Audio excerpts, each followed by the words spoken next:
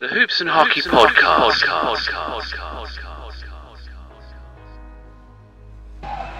Ball's into Taylor. At 8 seconds, what's he going to do? Oh, a little fake there, gets past Watson, into the lanes. Jumper goes! And he's fouled! One to come! And the Scorchers taking the lead. We're down to 15. Murray inside to Fraser. 10 seconds, what's Fraser going to do? Battles his way to the basket. Goes baseline, scores! Beautiful! Scores come away with, oh my goodness, the noise there is amazing! Payne outside, Cayley, he'll take the roof off. He does! Cayley for three! Scorchers up by 4! Wow! Hello everyone, I'm Niall Gray and this is the Hoops and Hockey Podcast. The Hoops and Hockey Podcast. I'm delighted to be joined by the voice of the BBL, Daniel Routledge. Welcome, Daniel. Always a pleasure to be with you, Niall. Yes, let's see how long we can stay civil for today, shall we? Yeah. Dan, I want to take you right back to the beginning, not obviously childhood, but when you first got into the BBL, how did you ever become a commentator? That is going back to childhood, actually. The first thing I ever did was courtside PA announcing. I was about, I think 15, something like that, 14, 15. And they needed a commentator. And basically my dad went, you could do that. Why don't you do that? And I wasn't entirely convinced that I could do it, but I gave it a go. And I've vivid memories of my first ever game. It was Granby Hall's pre-season, some touring American college team. And I did what anybody does in that situation, which is try not to say anything until you have to say something.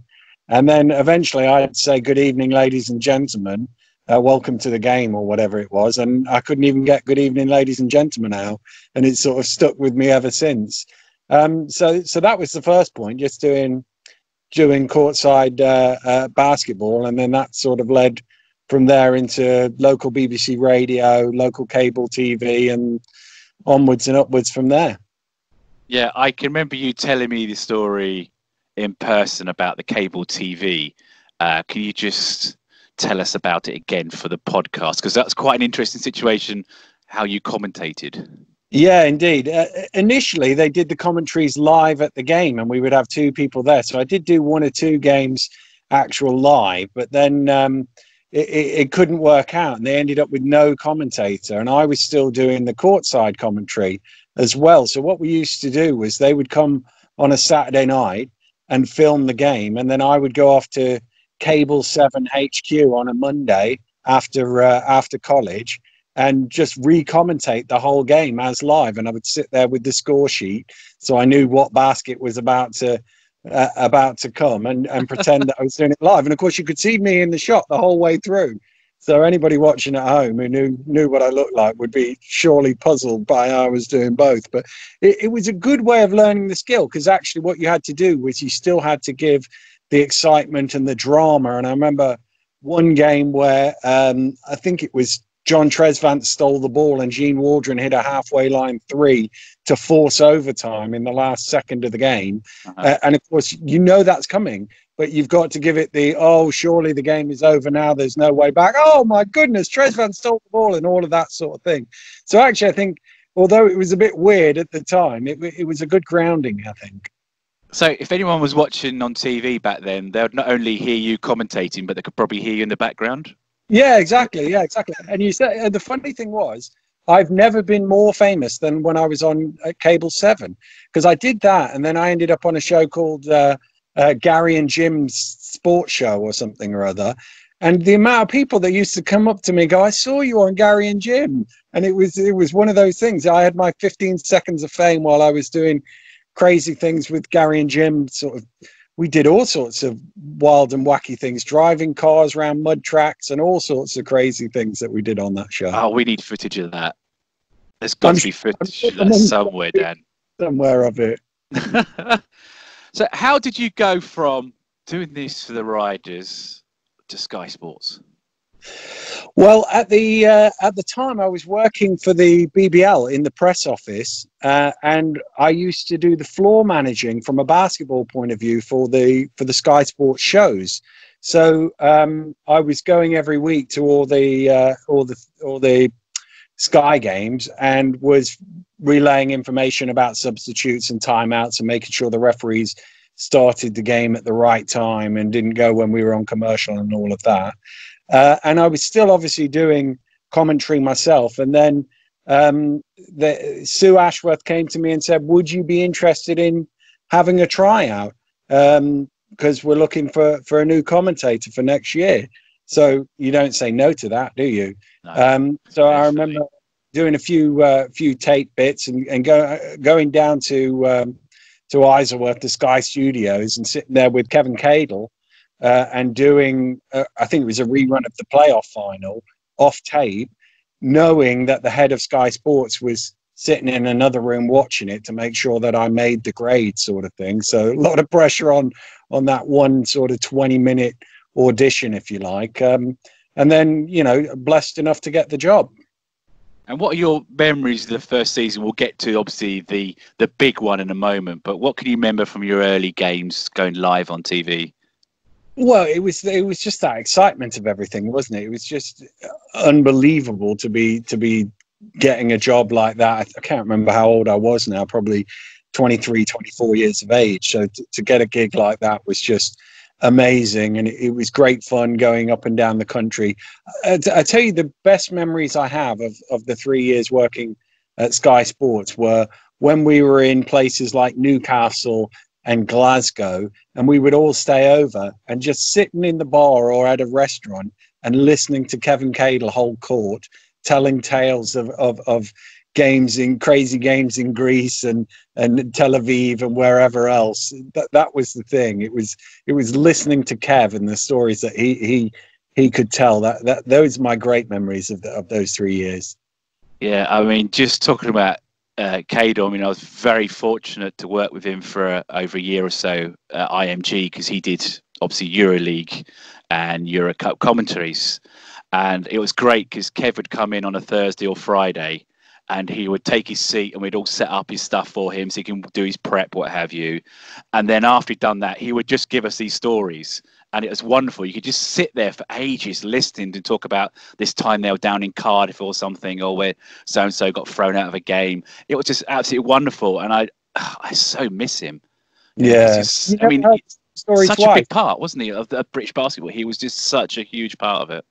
Yeah, and he and I started at Sky at the same time. So he fronted the show and I did the commentary. So, and he was a master as well. I don't think people gave him credit for that. I remember working with him on, I think it was Hoops a few years later, and you could really see how he developed into a presenter and doing that American football show that he used to do.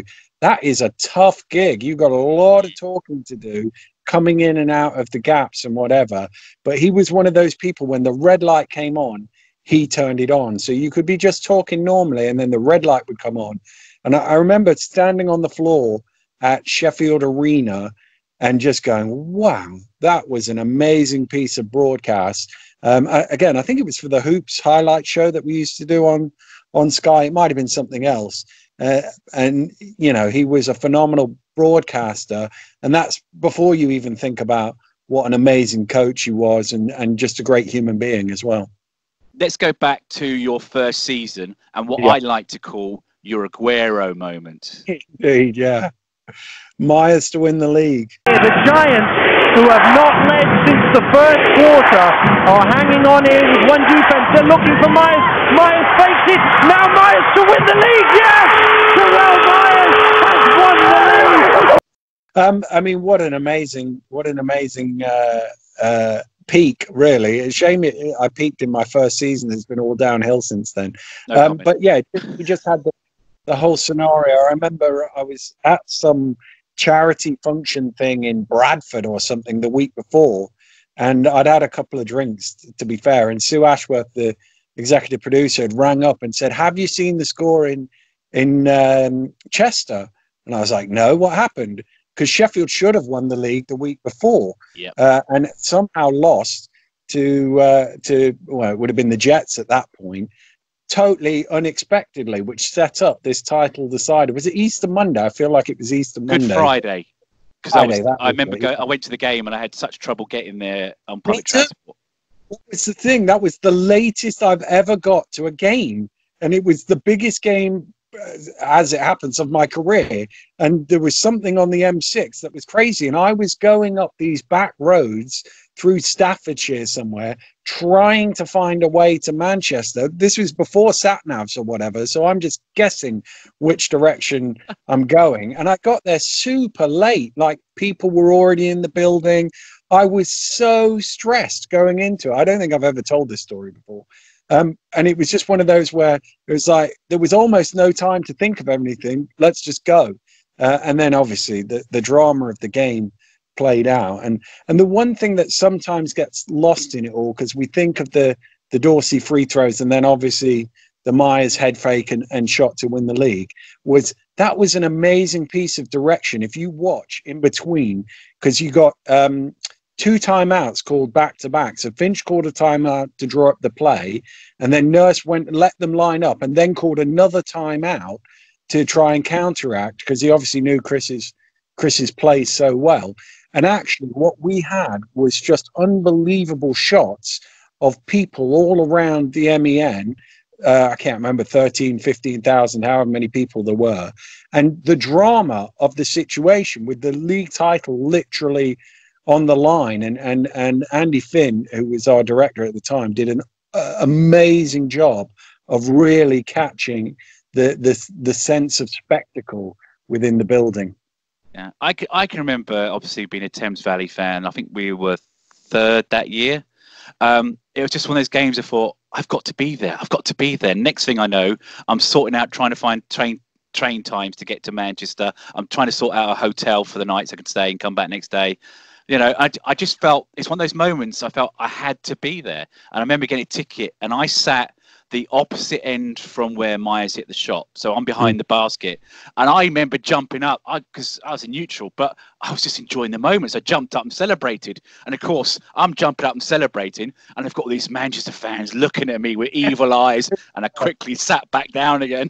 But it was wonderful. It's just one of those moments. And I'm so glad that I could say, I was there. Yeah, and I think it's one of those things as well, as if we take it back to the commentary, is you've got to get that right. You talk about Guerrero, and there are things where you have to get that right. You cannot mess up that play, because that play will live on way beyond anything I ever do again. And it's that sort of, you've got to get the moment exactly right. And fortunately, I don't even know how it came out. It'd be interesting. I've not seen it for years, whether I still agree with that, because I watched the 2001 playoff final back when the BBL reran that, and I was cringing a little bit at some of the things that I was doing, and I do feel I've got better in the ensuing 20 years. But that moment you've got to nail. I think that's one of the things, particularly now in the age of social media.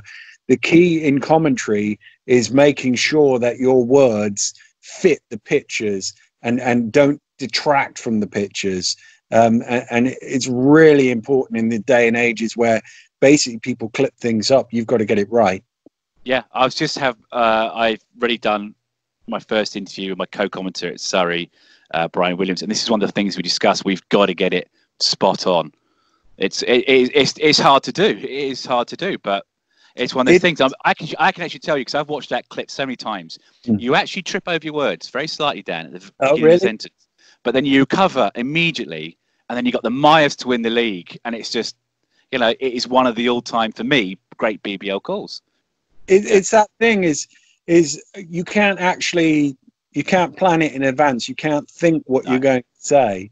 It's sort of an instinctive reaction, but actually Myers to win the league was the perfect line, really. And then I think that I just follow up with yes. I think that was it, and that's almost all it needs. And one of the things watching the 2001 final back is, I think, and this is something I tell people quite a bit when they ask me about commentary, is don't slip into radio commentary. It's so easy to do radio commentary, and you're just talking. Actually, let the pitchers do some of the work for you. Try and get some gaps, because what that allows you is space to nail the big moments, the bits that do need words, the bits that do need commentary for. If you're in radio mode, you end up with too many words and then you miss the big moment.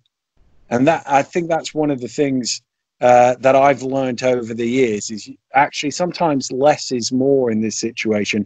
And it's very easy, and I still find myself doing it now from time to time, where I'll in my head go, shut up, let the pictures talk, try not to over feel like you've got to say everything that's happening, because otherwise you just crash into things and you don't get those big moments.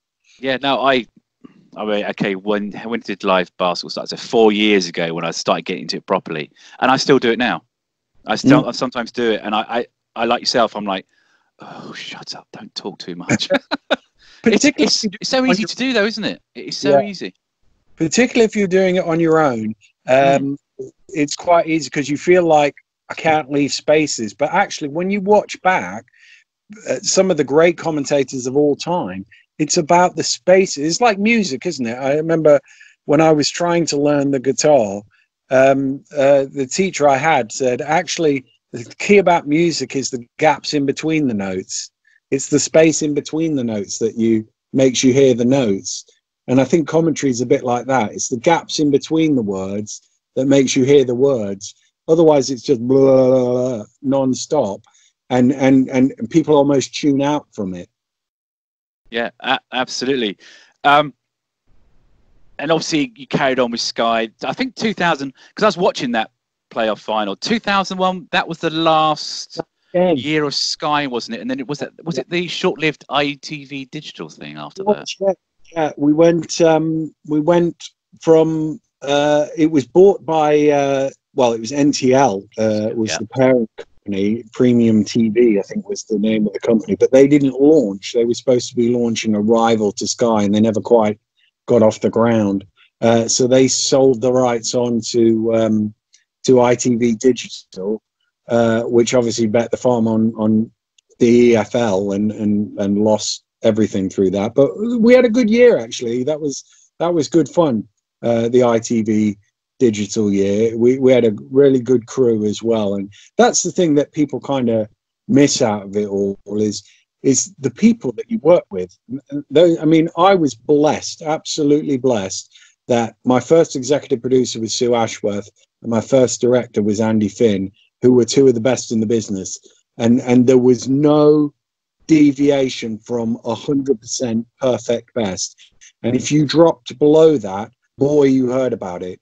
Andy didn't mince his words, and he would kill you in the headphones. I remember one time in a timeout, we used to mic up the coaches in the timeouts at Sky, and the mic had just dropped out or something or other. And I said something like, "Oh, we seem to have a problem with the mic." And Andy Finn went ballistic in my ears. I can't give you all the words that he said to me, but you can imagine. But essentially, why would you say that? Just keep going. Nobody knows. Just keep going. And that's one of the things about live TV, actually. Most of the time, most of the people don't see the mistakes. They don't see where things have gone wrong. Your job is to keep going and not point them out. And what I'd done was pointed one of them out, and he let me know about it. And it was always funny when you hear him screaming at one of the cameramen, and it'd be like, "5, what are you doing?" And then you'd look over at the camera on the baseline, who'd be number 5, and him looking sheepish because he'd messed something up on a Zoom or whatever. And that was, I think, one of the things that I was really fortunate to do was, in the beginning, for those first 3 years, I had 2 people who set the bar so amazingly high that you had to bring it every game. There was no, it doesn't matter. It was always, this is going to be the best piece of TV, the best 2 hours of TV that we can put out. And I think that's really put me in good stead for the rest of my career. Let's carry on then after ITV Digital, Dan. Up until the advent of BBL TV around about 2013, 14, how many different BBL formats can you remember? Because it changed quite a lot because they're off air for quite a while. The magazine shows. What can you remember about that decade or so? There was so many different things. I remember Hoops, doing the Hoops thing, because I used to have to go down to London on a Monday and a Tuesday we used to edit it on a Monday, and then I used to go down and do The Voice again. I'd come home with a VHS tape and then script out the bits that we were going to voice over the next day, and then head back down to London on the Tuesday morning and voice over the bits in between. I think it went out on a Tuesday evening. We'd get somebody to bike it over from where we'd done the recording over to Sky HQ, and it had to be there by like 12 or something because they needed 5 hours advance or 6 hours advance thing. Gosh, can I remember all the other things? I remember I think one final we did with MKTV. I'm not sure. I assume Vince had something to do with that. I remember working for a company called Little Yellow Duck based in Nottingham, although I think that was GB. I seem to remember sitting somewhere in the middle of Nottingham city centre, voicing over Great Britain against some Eastern European team or other. Just for clarification, not literally in Nottingham City Centre, because that'd be a bit weird, wouldn't it? No. It was opposite a theatre or something. I can't. It was just a little room. I mean, that's the thing, is the miracle of live TV is you don't always see, some of the challenges that you face and some of the craziness. And again, it is that everything around you can be going wrong, but keep going until somebody fixes it. Because, I mean, you'll know this, Niall. Yeah. You can sit at home. You've worked enough in TV to see the mistakes. When things are going wrong, you can see them. But people who haven't worked in TV don't see those mistakes. And that's one of the things, is you just keep going. I'll sit at home watching something, laughing, and my wife will go, "What?" And I'd say, "Somebody's going nuts in the truck right now because X and Y is happening." You should not pick it up at all. But if you've ever had somebody screaming at you through your headphones for doing something wrong, then you know whether things can go wrong. But the perception of them, of how they come out at the other end, is really small, and it's one of the beauties of live TV. I mean, obviously, you've done lots of European basketball, I know, because you work together. You've done, obviously, international basketball as well. But we're trying to stick to the BBL for the most part. Are there any moments you can remember where it literally just went completely wrong and you managed to perfectly keep it together? Or if you broadcast from a really unusual location, like you're perched somewhere, or you had the worst equipment possible, or kept breaking down, any sort of memories? Yeah, I mean, there's tons of them. I remember actually when I was doing BBC Radio Leicester, doing a cup final where they'd put us up on the balcony at Sheffield Arena, and then the curtain was closed. It was like, we can't see the game. So we were manically trying to rig somewhere else to be able, so we could actually see the game. Probably the most recent one was the playoff final at the O2. Was it 2 years ago? Nick Bright was hosting it. So I think that was 2 years ago. And everything went down like half an hour before we were due to go on air.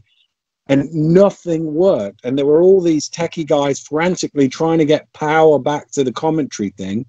Poor old Helen Naylor was the color commentator for the women's game. It was the first game she'd ever done. So I was trying to, give her some help and support. And of course, we couldn't do any rehearsal or anything. And it was, are we going to be on air here? And literally, with minutes to go, the director had come out. Nobody had any idea what was going on. We were trying to work out. And then a minute before we were due to go on air, power came back on. So we were able to go. The O2 people weren't allowing Nick to stand on the side of the corner of the court. Health and safety, trip hazard, something or other. Mm-hmm. So it's like, well, where's he supposed to be? That was our point. That was what was drawn up. But you get some guy who didn't know that the BBC is allowed to stand there, sort of thing.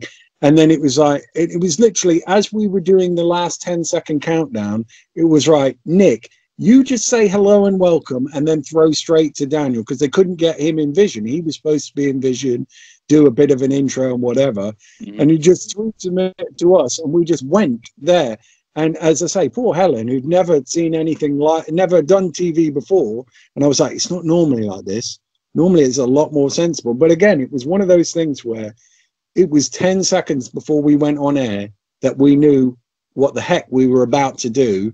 And again, beauty of live TV, nobody at home would have worked that out at all. One of the things that you told me a while back when I was starting out and I was struggling was try and find regular co-commentators. And that's one of the things I've tried to do with John Hobbs and Brian Williams over the last few years, is to have someone I know, build that rapport with. You've worked with so many different co-commentators over the years. Who are some of your favorites? Well, that's the interesting thing, because the challenge with having a different person. So when I started out on Sky, it was a different coach every week.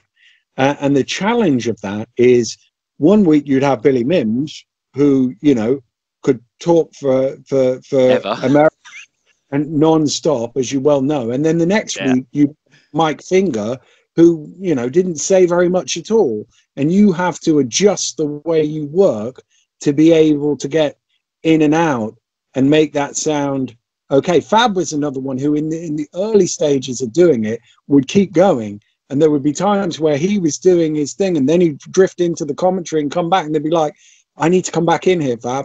But again, it's about timing and rapport, and I think that's one of the things that if you work with the same person regularly enough, that's what you get. So you know, Rob is brilliant, Rob Paternostro. He worked for a while at ESPN, so he saw the very best doing the job, and he, you know, took all of that in and brought that to himself. He's meticulous in his research. He comes with a full scout report. He's got stuff ready.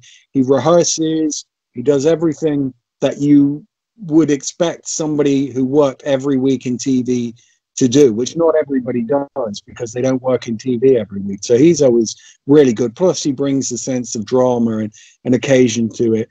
Vince I've worked with a lot.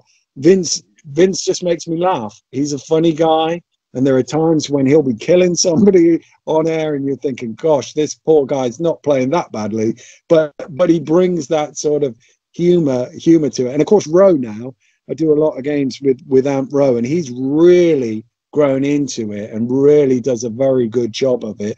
And again, he researches a lot, and he comes again with lots of information, so he is ready. He knows what he's there to do and what he's bringing to it, but he also brings that insight of a former player. And I think that's one of the good things with working with coaches and with players, is they've got that thing that us normal people don't really have, that insight into why things are being done like that, how things can change. But again, the other thing, working with Roe for as many games as I do now, is he knows my timings and I know his timings. And half of the thing about working with a co-commentator is about timing, so that you're not crashing into each other and you're not missing bits because one of you was thinking the other person was going to come in. And I think one of the things about working with the same person every week is you become comfortable with each other.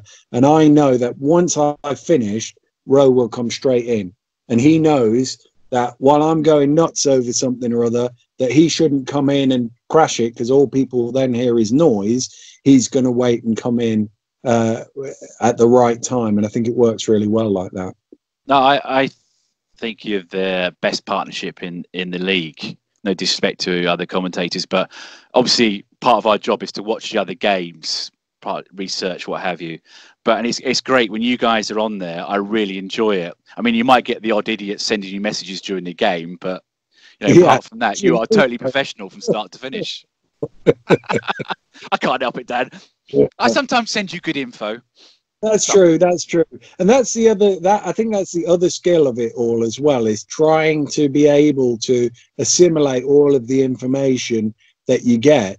And one of the things that I used to do with Sue, because Sue would talk to you, would have conversations with you during the show. And people won't realize that you've got all these voices going on in your head on live TV, but you've got a button as well where you can press lazy, it's called, and talk back to Sue. So I would have conversations with Sue as the game is going on, and she had a good insight into the game. So she was often chipping in stuff that I hadn't yet picked up, and made me sound even better because she's come up with a good thing. And actually, one of the skills is, can you have that conversation whilst on air? And I remember one thing where I'd said something like, I think it was a Leicester game. We were doing Leicester against Derby, I think it was.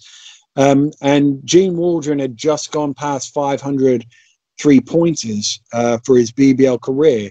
And then he hit one, and I mentioned that he'd just gone past 500, and Sue went, "Is that number 501 in my ear?" So I just said on commentary, and that is his 502nd 3-pointer of his career. So it answered her question, but didn't sound out of place in the commentary. And there are times where you can do that, and actually people don't realize that comment was for you at home, but it was also for somebody in the truck as well. Yeah, I mean, just going back to sending you messages, one of the I've got to explain a little bit more about it, because I do work with EuroLeague and Euro Cup. I'm used to going into a gallery on a Thursday or Friday night, sitting there watching the games. But I'm one of these people, I just can't sit and watch the games because I'm always looking at stats and trends and what have you. I'm forever giving messages to the producer in the booth, or even sometimes I could go directly to the commentators themselves saying, "Oh, this is going to happen. This is going to happen. This is a milestone. This is a milestone." And I find even when I'm watching a BBL game, if it's you, I still send you a message because I know you'll get it. Yeah, that's the thing, and actually it adds to the richness of the show, doesn't it? It doesn't matter where the information comes from. It's about making the best of the show. Again, it goes back to the point I said earlier about this has got to be the best 2 hours of TV that we can produce. And I know in the old days at Sky, we used to have John Atkinson sitting doing stats, and he would be feeding information through to the graphics guy. We would see the graphics before they come up on screen, so we knew exactly what was about to come, and then they would feed in something. So if John had spotted something, he would feed it to the truck, and they would then feed it on to me, and we do a little homage to that now. So at the cup final and the playoff final, John flies over from Spain especially, and he just sits next to me. And then he'll just wave something in front of me that he spotted while he's jotting down, because we don't have talk back to John. He's my unofficial stato, if you like. But he'll spot something, and I'll be saying, "Oh, that's 15 points in this quarter for that person." But really, it was somebody else. It was John behind me waving his little stat sheet at you. And again, you take the information from wherever you can and make it the best show you can. The Hoops and Hockey Podcast. So we've had all these different forms of shows and what have you over the years. Now I can remember, and this is one of the things I discussed with Brian, we did this little pilot. We called it Heat TV. It was a secret pilot because I still remember people coming up to us and asking what we do. And we filmed this pilot back in 2013, what have you. It was sent off to the BBL board for them to watch. Never heard anything back from it. And then suddenly, the next season, along comes BBL TV. What is it, like 25 games to 25 quid or 30 games to 30 quid? Yeah. What do you remember the BBL TV days? Because that was the move online. Yeah, funny, isn't it? Because actually that was almost revolutionary, wasn't it? And people go, "Why would I pay 25 quid for this?" and blah blah blah. But actually that's the model now, isn't it? That's almost the way of doing it, this sort of like online subscription based thing. I think one of the real drawbacks for BBL TV was we had some terrible games that first year. We had some massive blowouts. I think the first game we did was up in Glasgow, and it was Rocks against Surrey United, and it was an absolute hammering. And I think that really hurt the brand of it, and people were going, "Oh well, why would I want to watch this massive?" You can't do anything about it. Your cameras turn up, and if you're lucky you get a great game, and if you're unlucky you don't, sort of thing.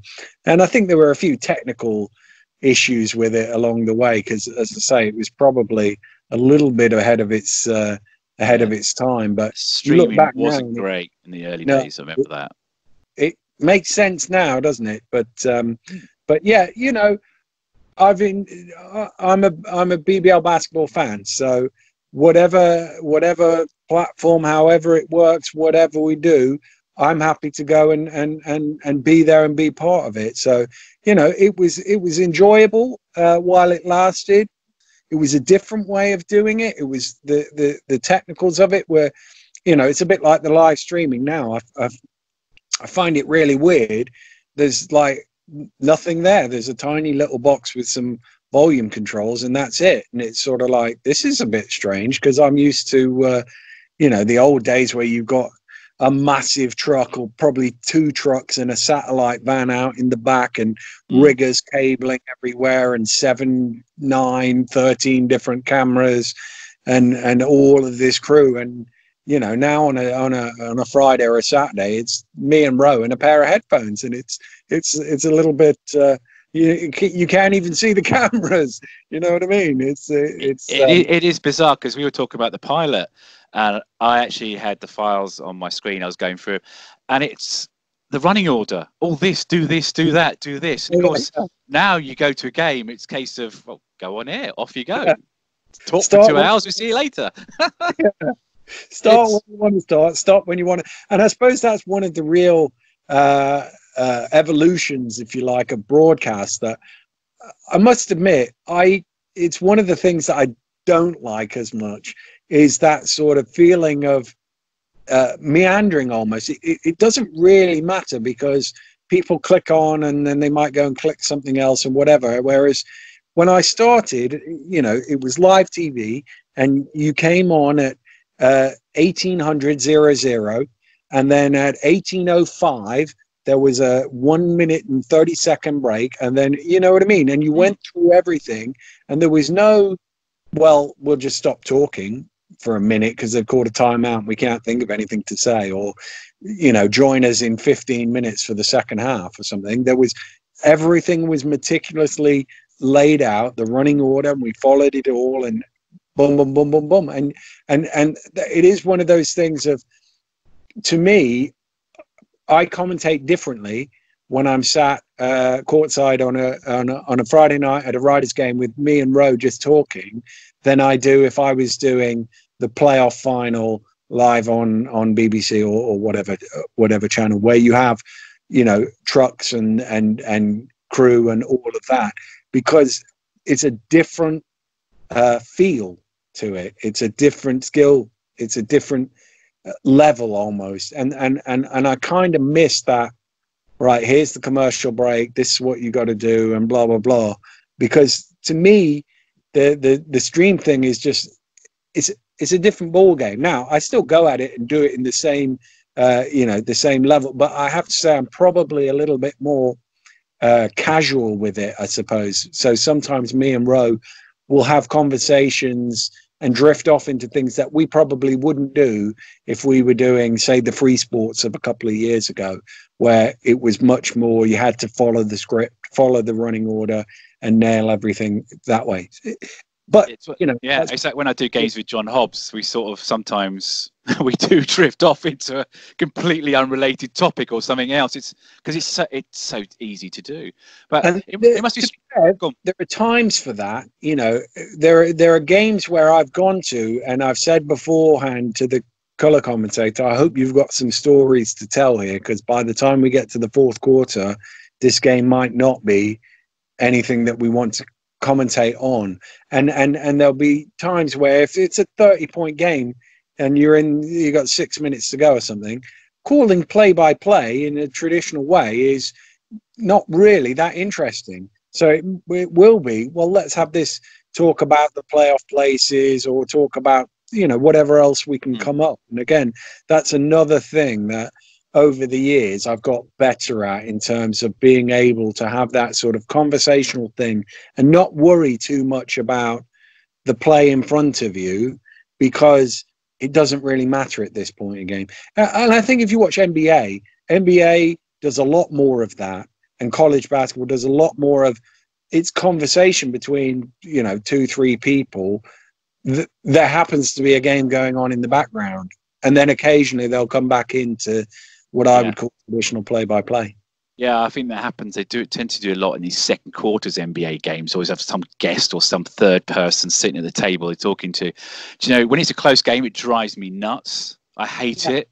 When it's a blowout, I'm almost like, well, I'm sitting here, I'm relaxed, either because my team's getting thrashed or they're winning by miles.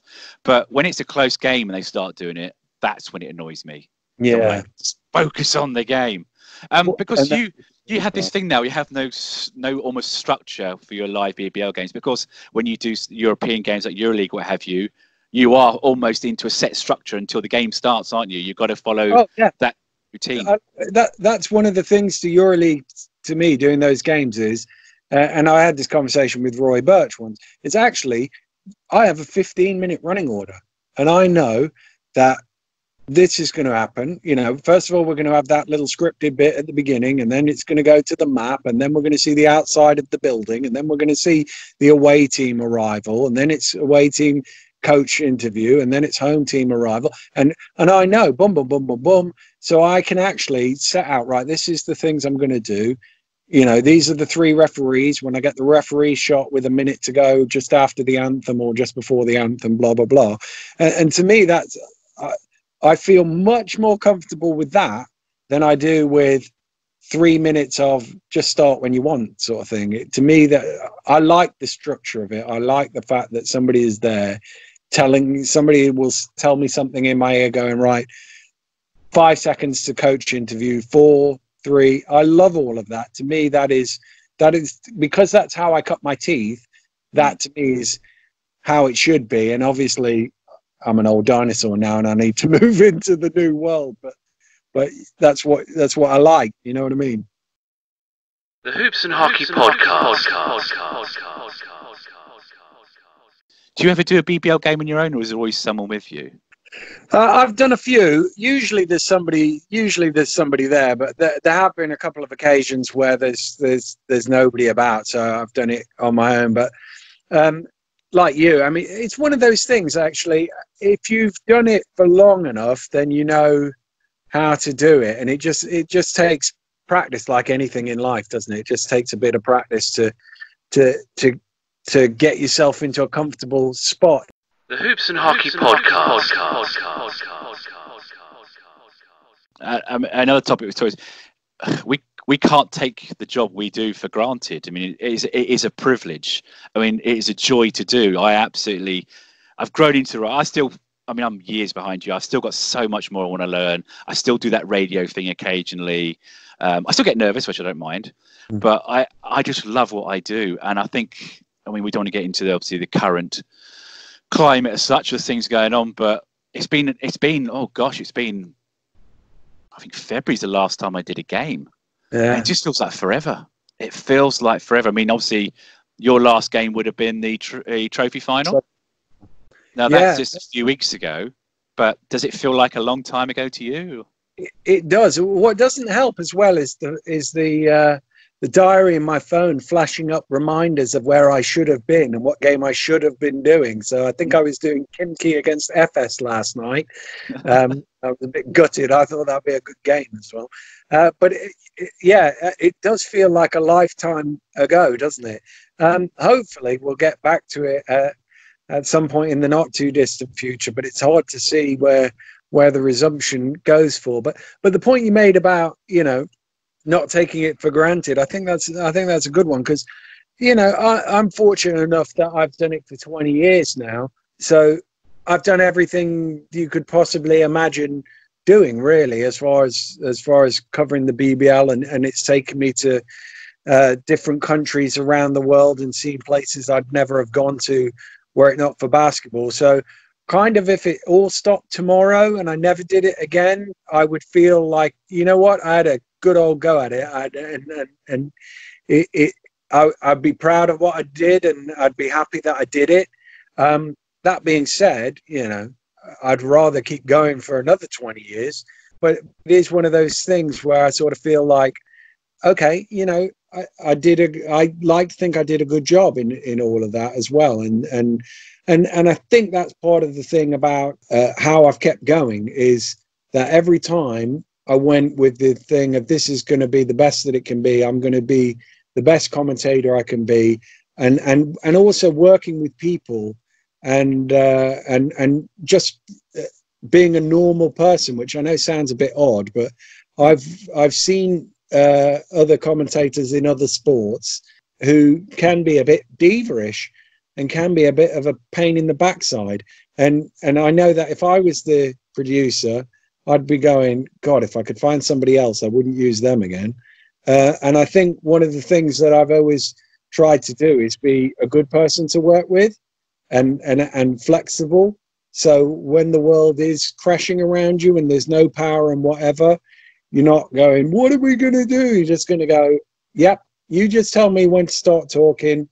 When the red light comes on, we'll go and we'll make the best of it, and keep going. And I think that's one thing that's helped me go through, is I think hopefully all the directors and producers that I've ever worked with have appreciated the way that I've worked, and therefore would be happy to work with me again. And I think that's one of the things that's helped. For me, one of my favourite moments, try not to get too embarrassed by this, was actually working with you. The end of that first season, live basketball. I'd known you all those years, but I'd never worked with you. And of course, that was such an amazing finale to that game with Gabe McRae. It was just one of those magic moments in TV. You couldn't have scripted it. No, you couldn't. No, it was a phenomenal game. And actually, I don't know how to respond to that, Niall. I'm very humbled that you would put that up as one of the highlights. But I mean, again, it's about the game, isn't it? That's ultimately everything. You can do as good a job as you can do with the 30-point blowout, but the dramatic finishes are the ones that we're all in the game for, isn't it? And that's the thing. I mean, you've been watching BBL a long time, and it's the thing that sucks you in, isn't it? It's the connection that you have with the various players and clubs, and I'm fortunate that, having done this for 20 years and gone up and down the country, I know people everywhere and I have connections with everybody, and I feel that excitement and that thrill for each of the people who are successful when they are successful, because you know the slog that it's taken them to get there, and you know the backstory and the history. The Hoops and Hockey Podcast. So when the Lions, won last year, I've known Vince for goodness knows how long. That sort of feeling of respect, and wow, this guy slogged away at it, mainly at the bottom end of the table, but he somehow kept on going, and here they are, their moment. The Hoops and Hockey Podcast. And that's the thing, isn't it? That's the, having seen that journey is the thing that I really enjoy, and I try and sort of bring some of that in. I know some people go, God, he's always banging on about the old stuff, isn't he? But actually, I think if you know the history of it and you know the sort of journey that it's been, I think it's totally different. It's quite easy to go, oh, isn't it boring with Newcastle and Leicester winning all the time? And yeah, it is. Dominance is boring, but it wasn't boring when it started. It wasn't boring at the Brighton Centre when the Eagles won their first trophy. None of that was boring. It's not boring. It wasn't boring at John Sanford when Leicester won the league for the first time after 45 years of going at it. That is the story. And it's sort of like, if you've only watched the BBL for 5 years, then you can go, oh God, who cares if we all root against Newcastle and Leicester? And personally, I'd much rather see 4 different teams win 4 different trophies every year, because to me, that's the excitement. And that's one of the real killers about this season, is it really looked like the most competitive BBL I can remember for a long, long time, where you're going, I don't know who's going to win any games. Every week, I'm not quite sure. Whereas there have been times where you just go, well, Newcastle will win and Leicester will win. But this year, it was like, I don't know. And that's kind of the frustrating thing, because I think we would have had an amazing, and with the best of 3 playoffs coming as well, we would have had the most amazing finish. I love best of series, because it was the NBA that got me really hooked on basketball initially, and then I found the British game into the early BBL days, and it was the best of playoffs, and to have the best of playoffs back in the BBL, because I love that. I love best of. I'm not a fan of aggregate. I don't think a lot of people are. You know what? I was vehemently opposed to aggregate when it came back, because obviously we had it in the old days, in the 80s, and I think it stopped in the early 90s.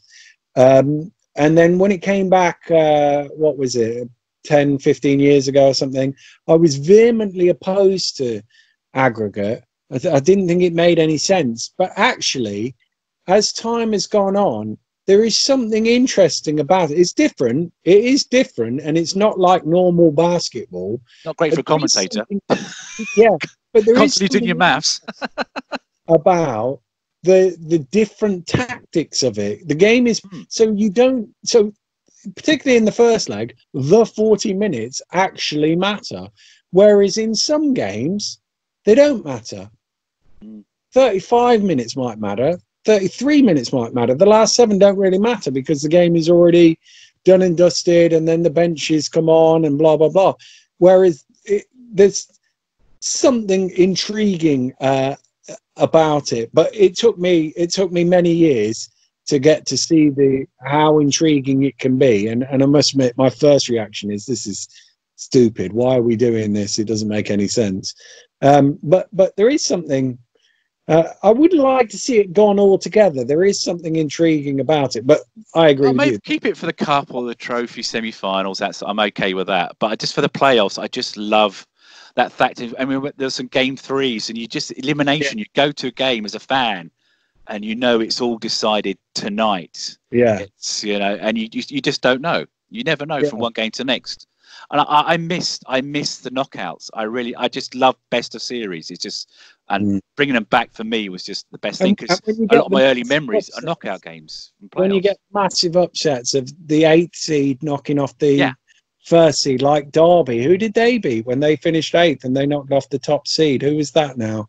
Can't remember. Beat them 2-0. Bracknell, was it at all? It was, yes. No, I don't know. I can't remember. That was probably before my time, you said. But didn't the Leopards have one as well when Billy Mims was there? Or no, was that? No, he got knocked out by. Yeah, to Manchester, 2-1, and actually, I think it went. I think they won the first game as well, and then lost the next 2, if I remember rightly.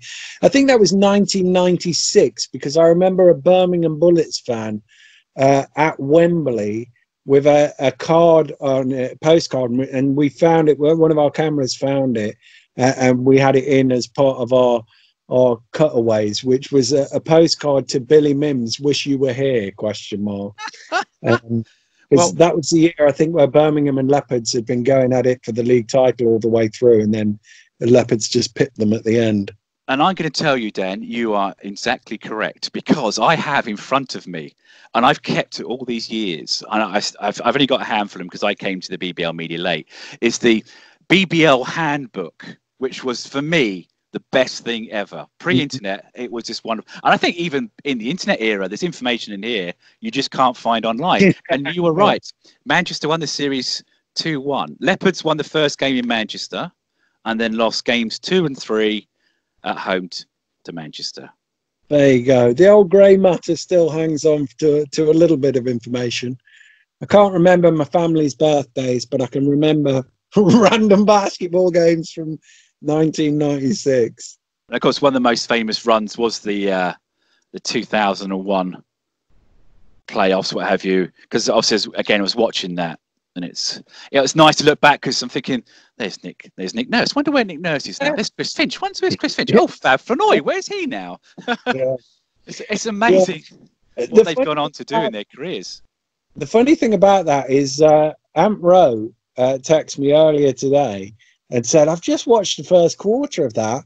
He goes, Leicester were down by whatever they were down by. How on earth did they get back into this game? And I was like, it was the third quarter. They did it all the way through the playoffs of that run. They had, I think it was 18-2 against the Towers. They did something crazy against Chester, I think it was, in the quarterfinals, hitting a load of threes in the third quarter. And actually, if you go back to it, it was the first round game that they almost got knocked out against the Lions. And I'm sure, if memory serves, there was some controversial play at the end of it where the Lions got a basket waved off late on that would have fixed overtime or something like that. I'm sure Vince will remember it. 78, 76, was it? Something like 77, 75. So that? Oh, it was close. Very close.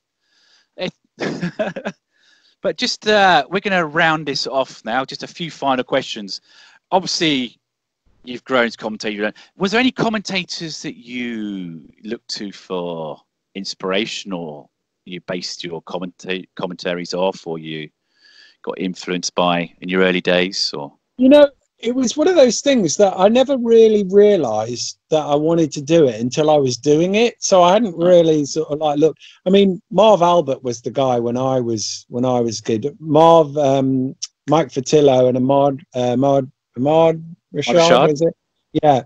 That was the sort of like go-to dream team commentary on the NBA when I was growing up. And I think it's one of those things that actually, it's almost now that I sort of reflect back on it, or over the last, since I've become a commentator, that I now look at other people and see how they do it. But probably if I was looking for the guy I wanted to be when I was starting out on it, would have been Marv Albert. That makes me feel really old now, because that's, to me, is the 90s of NBA, and I started watching it in the late 80s.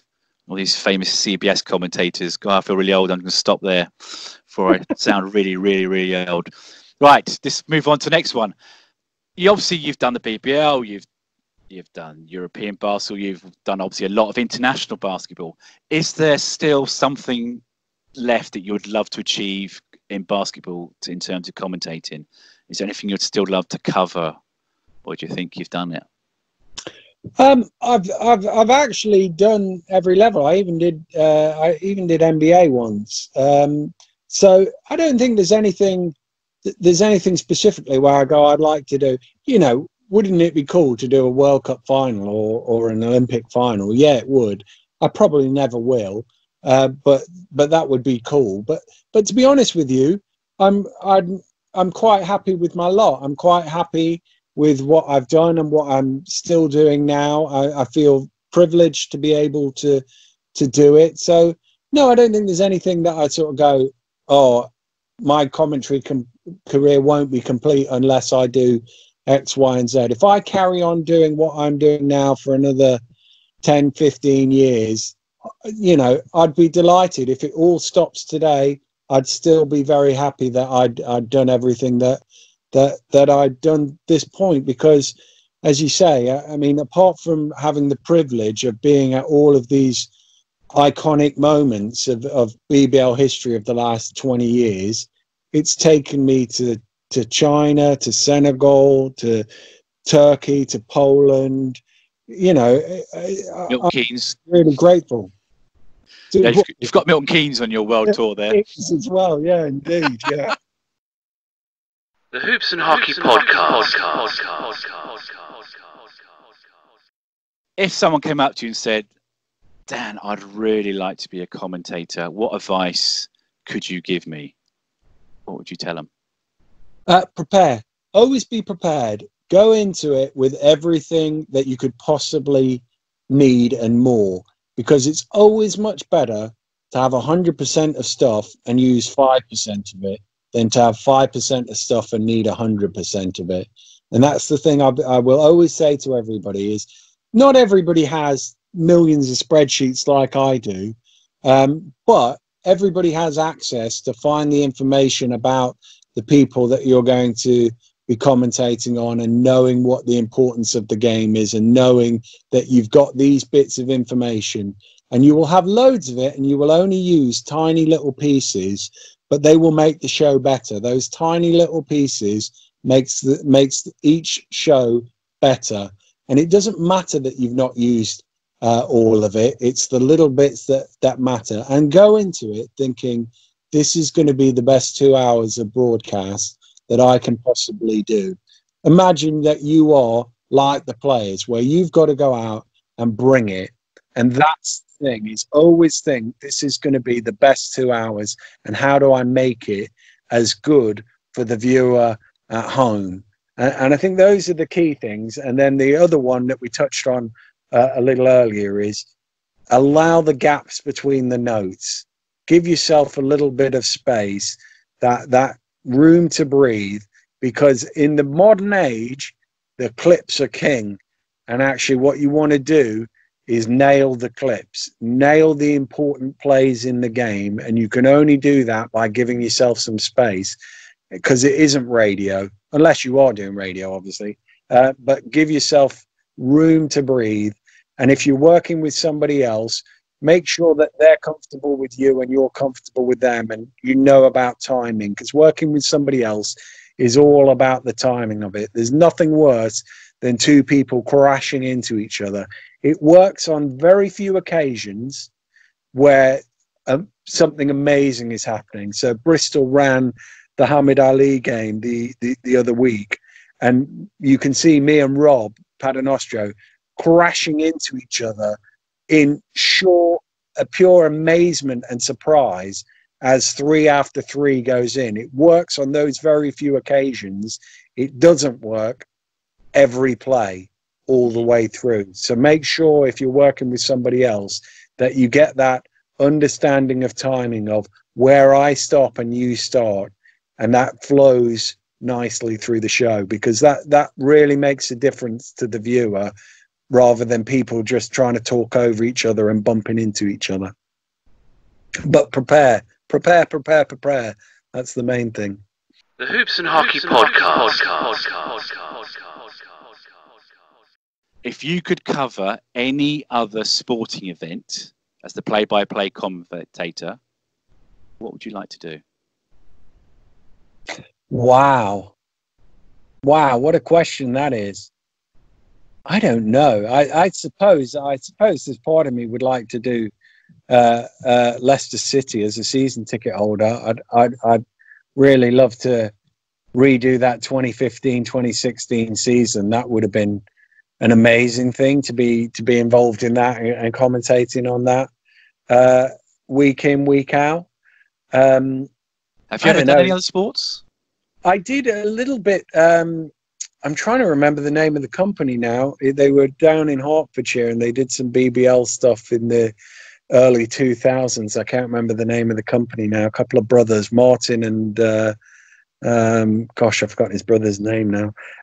They got me. I did a few ice hockey bits for them, and there was talk about me doing cricket. I'm not sure I could do cricket. I quite like the idea of it, but I think you need to be a proper expert to do cricket. I don't think you can just wander into it as a casual. And I did some sideline reporting with them for football. I remember doing a tournament down at Charlton with Ireland and Jamaica and somebody else.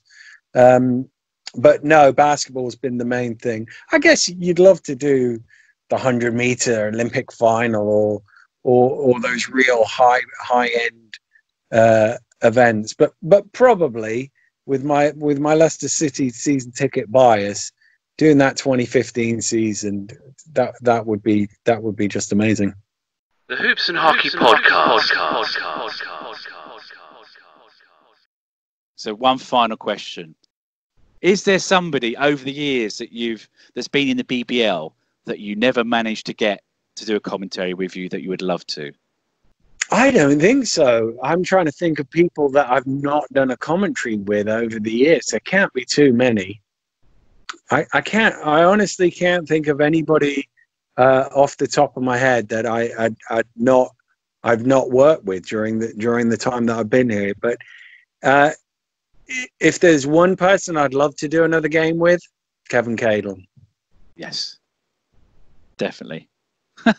just miss that guy. He left such a big hole in basketball, and it's like I said, I'm so happy that I knew Kev. I used to speak to him, but I didn't know him on a personal level that much. And I got to work with him for a year over at IMG, and it was just wonderful. And I still miss him coming in with his little stories, because he would talk about stuff that I didn't know about. I was thinking, Kev, I'm never going to read your book if you keep telling me this, because there's no need to. But the thing with Kev was he always had more stories. Like, I worked with him for 3 years on Sky and never heard the same story twice. And then I would see him around and about or work with him on something else, and you still heard these stories. I mean, he was a great raconteur as well. He managed to really tell the story well, but some of the things is unbelievable. We shall leave it there. I want to thank you so much, Dan. I've really enjoyed doing this with you. Pleasure. Fingers crossed we'll be back behind the mics soon. Hopefully. All the best. Thanks, Dan. Cheers, Niall. The Hoops and Hockey Podcast.